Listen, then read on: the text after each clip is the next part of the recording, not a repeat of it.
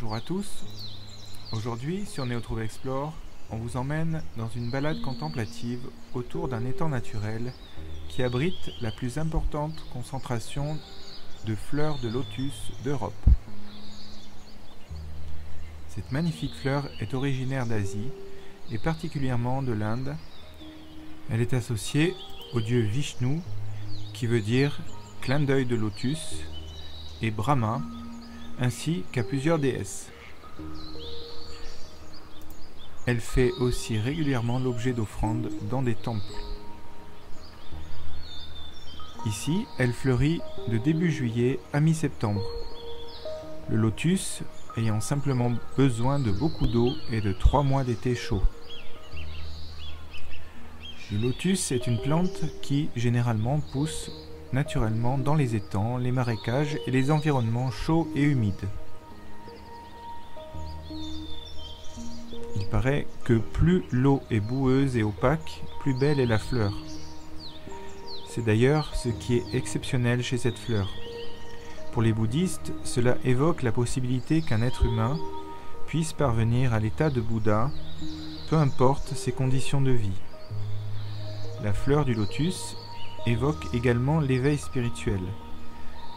Cela signifie que même si vous partez d'une condition plutôt défavorable, vous aurez toujours l'opportunité de vous élever, de vous développer au-delà de votre condition de départ. Cela signifie que les humains ne devraient pas se laisser submerger par les instincts négatifs et les impulsions qui conduisent parfois à la souffrance. Il faut essayer de regarder au-delà de ce qui fait souffrir et essayer d'en tirer le meilleur. Le lotus ne fleurit que dans la journée. La nuit, la fleur retourne dans sa coquille et se referme. Elle se débarrasse de ses pétales pour en faire fleurir de nouveau. Comme elle, il faut également qu'on se débarrasse de toutes nos inquiétudes, nos énergies négatives de la journée quand vient le soir. Le lendemain, nous nous réveillons avec une nouvelle énergie. La plante peut atteindre jusqu'à 2 mètres de hauteur et peut s'étendre jusqu'à 3 mètres de largeur. La symbolique autour du lotus est forte dans la spiritualité orientale, puisque le trône des divinités du bouddhisme et du brahmanisme n'est rien d'autre qu'une fleur de lotus épanouie en rapport avec l'épanouissement de l'âme. Le lotus peut théoriquement survivre des milliers d'années, mais peut aussi se trouver en état de dormance pendant plusieurs années avant de renaître. Et c'est donc tout naturellement un symbole d'éternité et de survivance de l'âme au cours de ses différentes incarnations. Le fait que le lotus produit ses graines et ses fleurs de manière simultanée en fait également un symbole fort de l'évolution de l'existence. Cela signifie que l'évolution spirituelle de l'humain n'est pas linéaire.